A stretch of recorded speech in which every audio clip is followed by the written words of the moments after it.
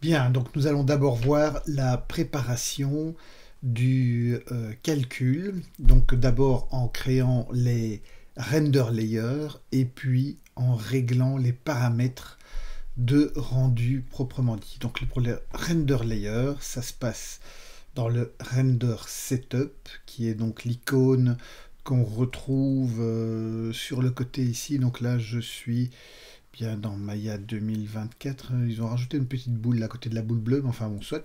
Donc c'est le clap qui est le plus à droite. Donc voilà. Ok, donc je clique là pour ouvrir cette fenêtre qui est le render setup. Alors, dans le render setup, j'ai le premier master layer et pour chaque layer, j'ai la visualisation du layer proprement dit et le fait qu'il soit ou non calculé par la suite. Donc l'idée, c'est qu'on va faire au moins 4 voire 5 layers, mais chaque layer sera calculé, tandis que le master layer ne sera pas calculé. Ok, donc pour créer des layers, donc des calques, ça se passe sur cette icône avec le petit plus. Donc voilà. Je vais faire un premier layer, donc dans cette scène, je vais appeler les choses assez simplement. Donc là, j'ai mon fond, donc ce sera un layer fond. Et juste parce que dans Maya, on ne peut pas avoir deux fois le même nom et que l'objet fond porte déjà le nom fond, je vais mettre un underscore L pour layer. Et donc là, j'ai créé mon calque dans lequel je vais mettre mon fond. Pour pouvoir mettre le fond, il me faut une collection. C'est un conteneur dans lequel je vais pouvoir mettre l'objet dans ce layer. Donc clic droit et je crée une collection que je vais appeler fond underscore C. Comme ça, voilà, c'est fait. Ok, et là maintenant, sur la fenêtre de droite, j'ai une case dans laquelle je peux glisser, clic milieu, je glisse l'objet fond dans la case en question. Donc, j'ai mon fond qui est mis dans mon layer. Donc maintenant, clairement, ce premier layer est fait. Je peux en créer un deuxième. Et évidemment, oui, si je visualise ce layer, alors je vais activer la visualisation des textures. Bon, voilà, je n'ai vraiment que mon image de fond. Il n'y a rien d'autre qui ne sera vu dans ce layer-là. Je vais créer un deuxième layer qui va être mon décor d'arrière-plan. Donc, arrière décor, mettons un underscore L. Et je crée aussi une collection. Et dans cette collection, ben, ce sera tout ce qui concerne les mèches. Donc tout ce que je mets dans ces calques, ce sont les mèches. Donc ce ne sont pas les contrôleurs, etc. Les lumières, les caméras, tout ça n'a pas besoin d'être dans les calques. Voilà. Et donc tout ce qui concerne mon arrière décor, donc que j'ai bien sûr déjà préparé dans mon outliner, j'ai rassemblé les différents éléments par niveau. Donc j'ai mon fond, j'ai mon arrière décor, j'ai mon décor du milieu, j'ai mon décor d'avant-plan.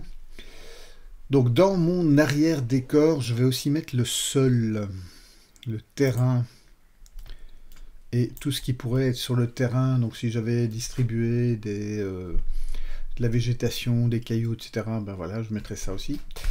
Donc l'idée c'est j'ai tout ce qui est donc dans mon arrière-fond, mais j'ai aussi besoin éventuellement que mon zeppelin là qui flotte au-dessus de ce terrain puisse faire de l'ombre sur ces éléments au cas où il en aurait. Donc j'ai besoin de créer une deuxième collection qui va recevoir un override, c'est-à-dire quelque chose qui va changer des propriétés, de manière à ce que tous les éléments qui soient dans cette deuxième collection ne projettent que de l'ombre, ne soient pas vus par la caméra, mais projettent de l'ombre. Donc je vais créer une nouvelle collection. Donc je suis toujours dans mon layer arrière décor, et je crée une nouvelle collection que je vais appeler dans ce cas-là Zeppelin Shadow. Voilà. Et donc je vais mettre dans cette collection, je vais mettre en fait, je vais mettre tout ce qui concerne le vaisseau. Alors je disais, on ne met pas les contrôleurs, etc. Mais enfin, on peut les mettre. C'est juste qu'ils ne sont pas vus par la caméra d'office, donc il n'y a aucun problème. Donc je vais sélectionner le contrôleur du vaisseau, faire une sélection en hiérarchie, comme ça je suis sûr de tout prendre, et je vais glisser là. Alors il y a une lampe dans ce truc qui est le point light. Bon, comme ce point light est lié au vaisseau et bouge avec le vaisseau, bah, je le laisse dedans, et voilà. Mais ça n'a pas, ce n'est pas indispensable de la laisser dans la collection. Enfin, ça n'a aucune espèce d'importance. Ok, donc, par contre, ce qui est important, c'est que, ici, ce qui m'intéresse, c'est que ce ne soit pas vu par la caméra, mais que ça projette de l'ombre. Et donc, il faut que je crée un override. Alors, normalement, l'override, donc ça se trouve dans les propriétés. Si je prends un des objets de mon ballon, donc un des objets qui se trouve dans cette collection, que je viens dans l'attribut editor, donc je suis dans le bout de ballon shape, donc il y a le bout de ballon arrière, donc c'est un des éléments, hein, bout de ballon arrière. J'ai le bout ballon arrière shape, et donc là je suis dans l'attribut editor, et là donc j'ai dans Arnold, dans le menu Arnold, j'ai en fait des propriétés de visibilité, et c'est ça qu'il faut que je transfère ici pour créer l'override.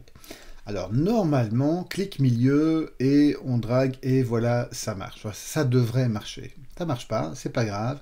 Clic droit, je peux créer un absolute override pour le layer visible. Alors ça veut dire qu'il faut faire très attention, il faut bien être sûr que c'est ce layer-là qui est bien le layer visible, que je suis bien dans la bonne collection qui est activée. Et dans ce cas-là, je vais voir le paramètre en question devenir orange. Donc ça, évidemment, c'est parce que ce sont des éléments qui sont dans ma collection. Si, par exemple, j'avais sélectionné un autre objet qui n'était pas dans la collection, je sais pas, moi, je vais prendre... Voilà, Archer. Ici, vous voyez qu'il n'est pas en orange. Ça n'empêche que la propriété est quand même là, elle peut quand même être transférée. Mais elle ne va pas devenir orange parce que cet objet n'est pas dans la collection. Donc le plus simple, c'est de venir sélectionner un des objets qui est n'importe lequel. Hein. C'est pas parce que j'ai commencé par le bout ballon arrière qu'il faut absolument rester sur celui-là. Donc je prends n'importe quel objet de mon ballon qui se retrouve d'office dans... ma collection, et là je peux transférer toujours, donc je prends tous les paramètres, clic droit et je crée l'absolute override. Alors pourquoi absolute? Parce que c'est un réglage qu'on règle une fois pour toutes simplement en cochant le paramètre ou pas. Si je voulais faire une variation, par exemple, faire bouger un objet, lui donner... parce qu'on est dans ce layer-là, cet objet doit bouger. Je n'ai jamais vu ce genre d'opportunité, parce qu'en général, je prépare ça plutôt dans l'animation, mais soit. Si je voulais le faire ici à travers, alors je ferais un override relatif. Relatif, ça veut dire que on ajoute des informations à quelque chose plutôt que de remplacer les informations. Enfin voilà.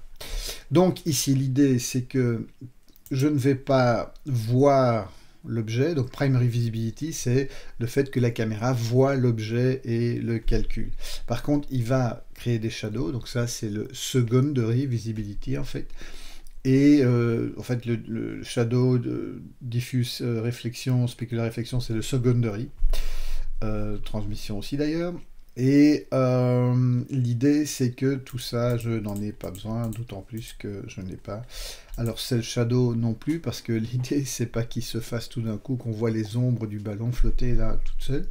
Donc c'est vraiment les ombres qui sont projetées sur le sol, donc cast shadow.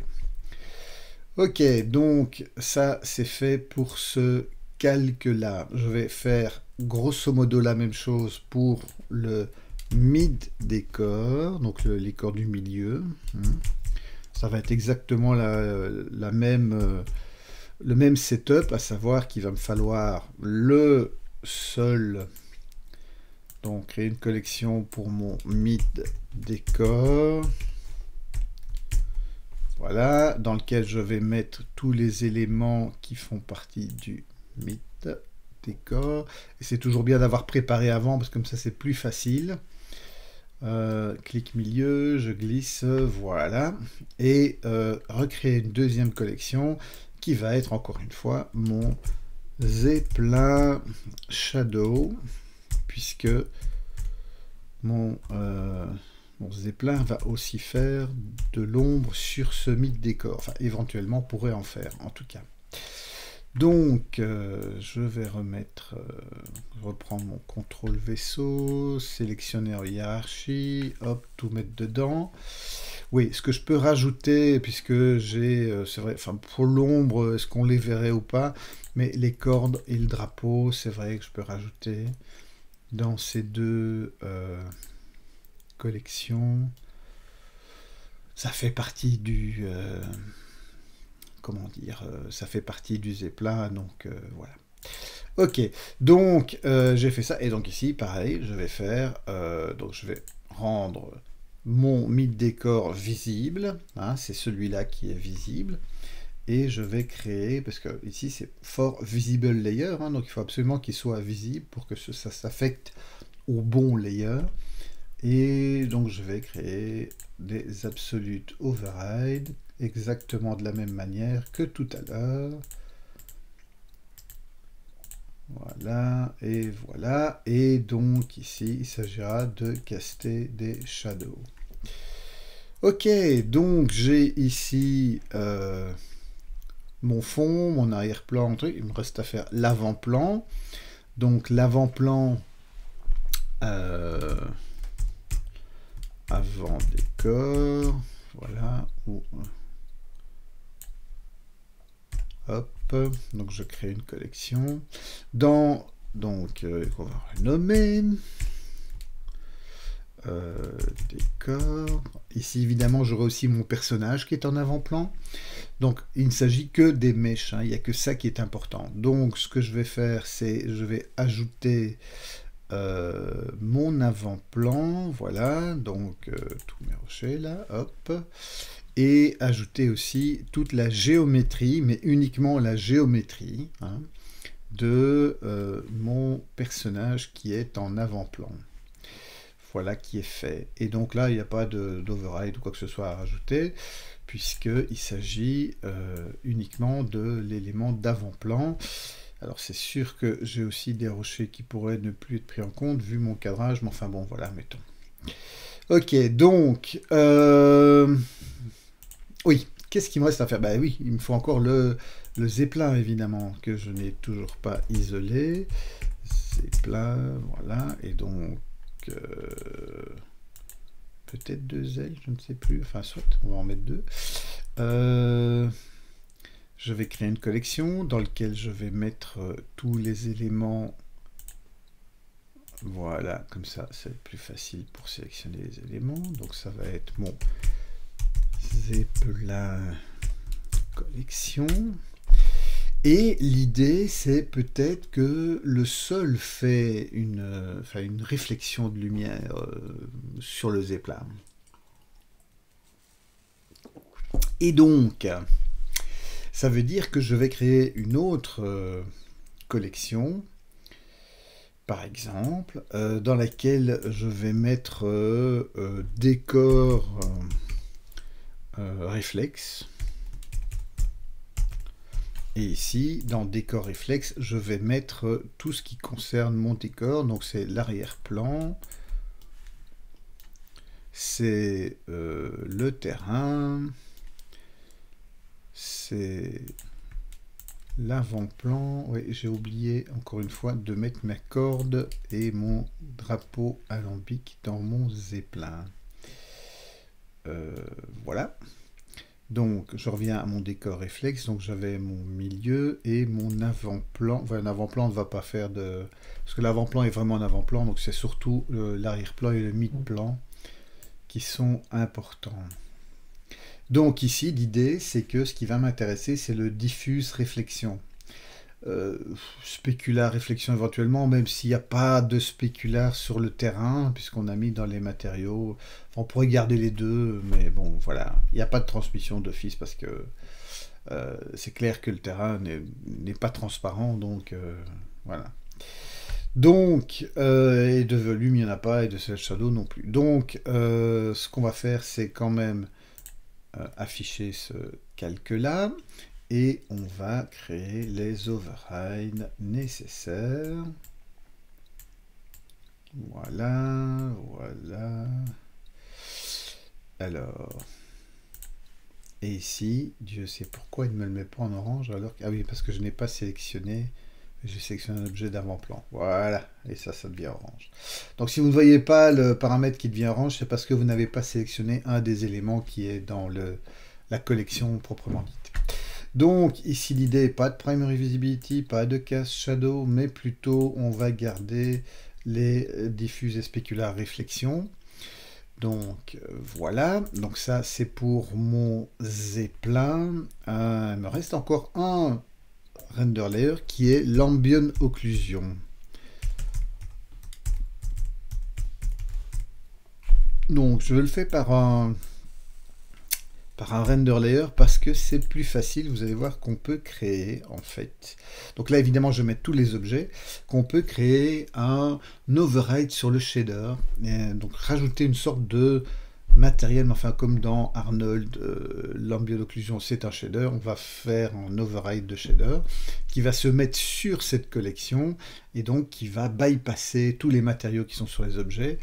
Et donc ça c'est assez intéressant. Donc je vais prendre tout ce qui concerne le vaisseau. Donc encore une fois je vais faire mon select hiérarchie, hop, je mets dedans. Tout ce qui concerne mes décors, là je prends vraiment tout.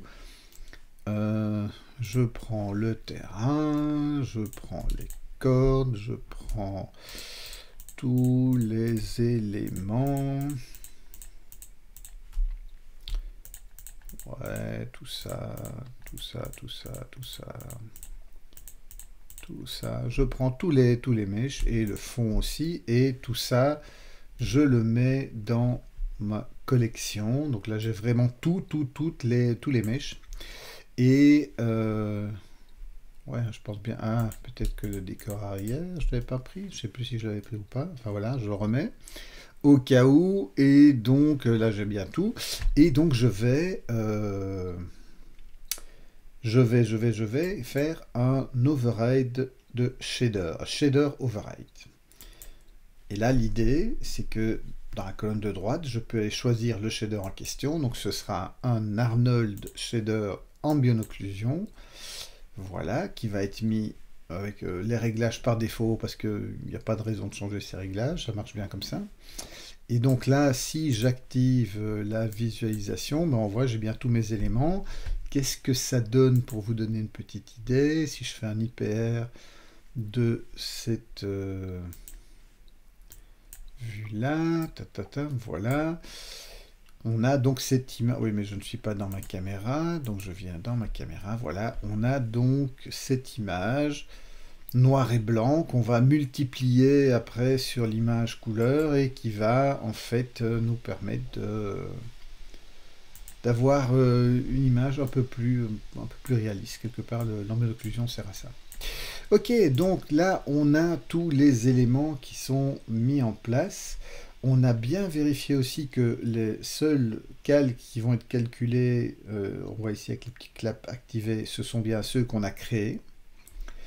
Donc de ce côté-là, on est prêt au niveau des render layers. Encore une petite chose à faire, c'est notre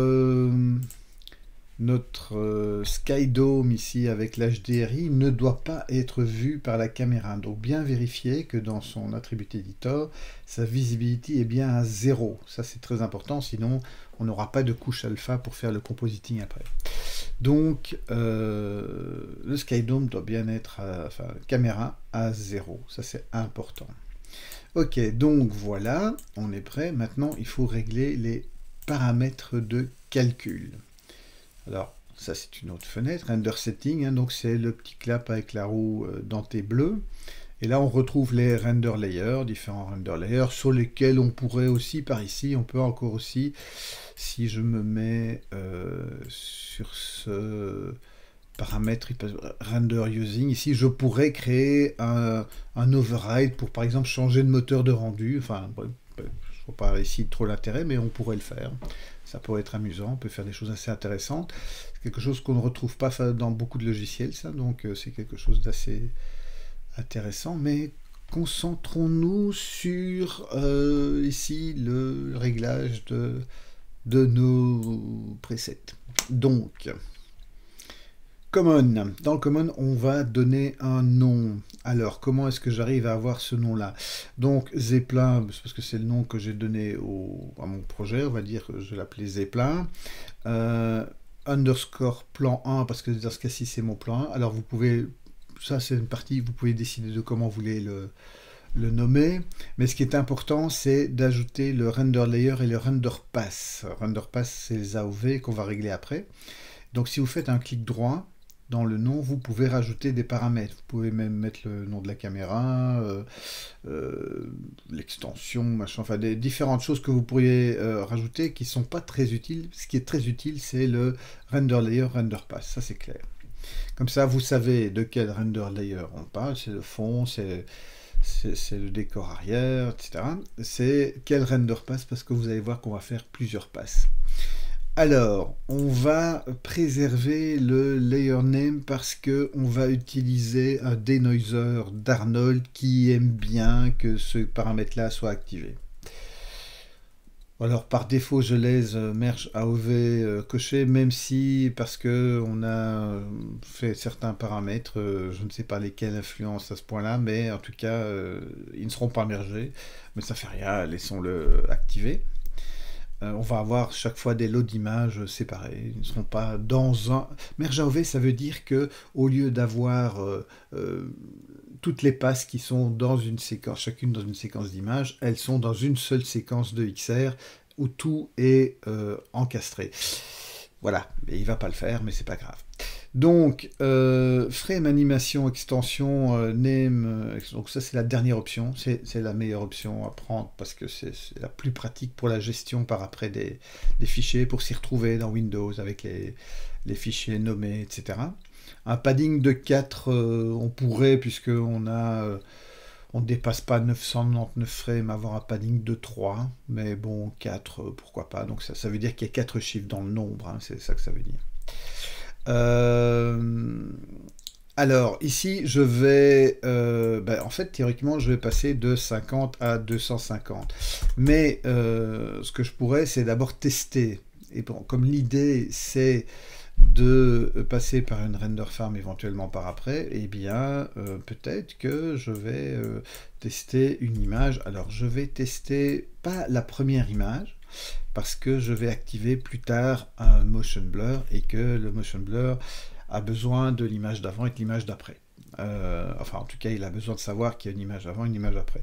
Et donc, la première, c'est jamais une bonne idée. Donc, on va tester un peu plus loin que la première, dans ce cas-ci, la frame 55, par exemple. Et après, pour lancer définitivement, je changerai ce paramètre pour le remettre de 50 à 250. Il ne faudra pas oublier d'oublier ça, parce que... Voilà. Alors, renderable caméra, eh bien, je vais surtout n'avoir que la caméra qui calcule, la caméra qui est importante. Parce que dans Maya, toutes les caméras peuvent calculer et il faut absolument vider, enlever. Donc, il y a une petite poubelle qui se dessine à côté quand vous avez plusieurs caméras. Vous supprimez tout ce qui n'est pas la caméra. On va faire un format en 2.35, 1280 sur 544, comme ça c'est pas une trop grande image, c'est pas une trop petite image, mais ça donne un format cinémascope, que c'est sympa pour le projet. Et voilà, donc ça c'est pour le réglage du premier onglet. Deuxième onglet, Et c'est ici que ça peut être important, notamment au niveau du temps de calcul. Le caméra A1, vaut mieux pas trop monter dans les tours. Moi je dirais il ne faut pas dépasser 6. 4 c'est bien, surtout par rapport à ce qu'on va faire, ça devrait aller. Le nombre de samples pour le diffuse, le spécular, la transmission, 3. Dans ce cas-ci, ça pourrait le faire. Comme je n'ai pas de gros plans sur mon personnage, je ne vais pas activer le Subsurface Scattering. Si jamais vous avez un gros plan sur un personnage, clairement, le Subsurface Scattering fera partie de l'équation. Parce que dans vos shaders, vous aurez activé ce Subsurface Scattering. Donc là, il faudra monter aussi à 3 minimum. Et volume indirect, vous n'allez certainement pas avoir besoin de l'activer parce que, en fait, donc le mettre à 0, parce qu'en fait, vous n'avez pas généré de volume normalement, enfin, sauf si vous avez créé des nuages. Dans ce cas-là, vous avez créé des volumes et donc, oui, il faudra l'activer aussi et ça va évidemment impacter le temps de calcul. L'adaptive sampling, vous pouvez le nébler et faire attention au réglage. Par défaut, ici, vous avez 20. Ça veut dire qu'il remplacera le 4 par 20. Hein, c'est ça, en gros, que ça veut dire. Donc, ouais, non. Alors, comme je disais, il ne faut pas vraiment dépasser 6. Donc, on va rester à 6. Et le threshold, c'est le paramètre qui détermine quand il dépasse les 4 et qui va jusque 6. Ici, par défaut, c'est 0,0015. On pourrait être à 0,25. Comme ça, il ne passe pas trop souvent sur 6. Ça va dépendre de qualité d'image qu'on obtient. Et donc, en général, souvent, on est entre 0,25 et 0,75 dans ce paramètre threshold. Alors, Redepth, donc ça concerne éventuellement, surtout si j'ai des vitres. Donc ici, dans ce cas-ci, le Transparency Depth, donc c'est le nombre de rayons nécessaires pour passer à travers les vitres. Chaque fois que j'ai une surface, hein, je prends ici, imaginons que ce soit une tasse en verre, et bien j'ai une première surface pour rentrer, j'ai une surface pour sortir, éventuellement j'ai le liquide, première surface pour rentrer dans le liquide, deuxième surface pour... donc là j'en ai déjà 4, et puis il m'en faut 6 pour traverser la tasse. Si j'en ai pas au moins 6, ça veut dire que je ne vois pas ce qui est derrière la tasse.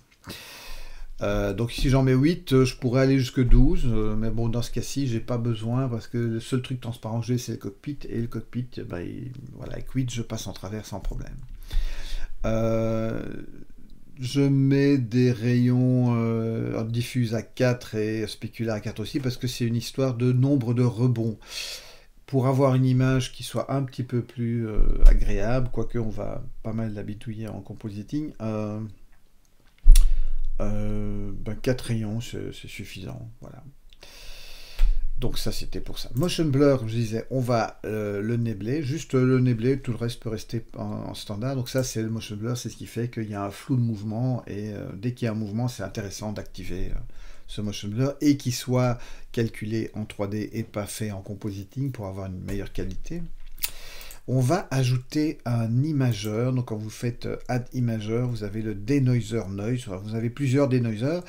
L'optics, donc qui concerne les cartes Nvidia. Si vous avez une carte Nvidia, vous pouvez éventuellement